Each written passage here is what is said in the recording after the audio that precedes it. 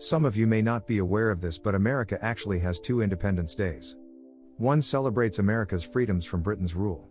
Another holiday, Juneteenth, which is considered the longest-running African-American holiday and has been called America's Second Independence Day, commemorates a day when a Union general came into Texas and gave an order to actually end its slavery. Now you may be asking yourself, didn't Emancipation Proclamation in 1863 already end of slavery? On January 1, 1863, President Abraham Lincoln declared all slaves held in Confederate States to be free. As is read in Emancipation Proclamation, I do order and declare that all persons held as slaves within said designated states, and parts of states, are, and henceforward shall be free.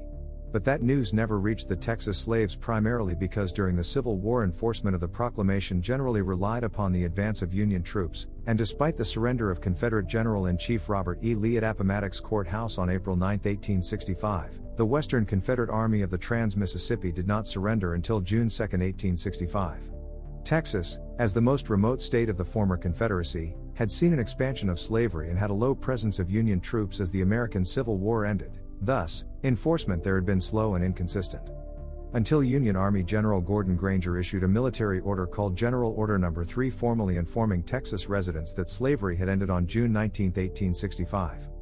The General Order read: "The people of Texas are informed that, in accordance with a proclamation from the Executive of the United States, all slaves are free.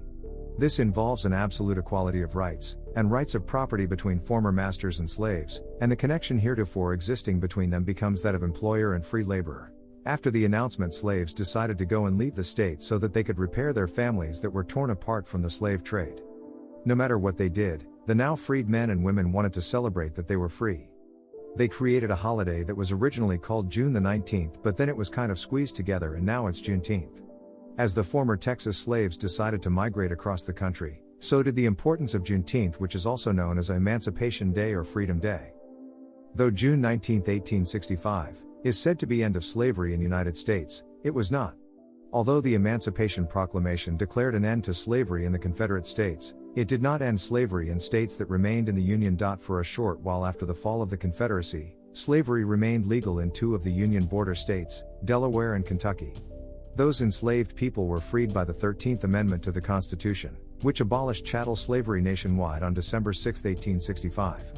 The last enslaved people present in the continental United States were freed when those held by the Choctaw, who had sided with the Confederacy, were released in 1866. Don't forget to tell us what you think about it in the comments, and subscribe to our channel for interesting stories and updates buzzing globally.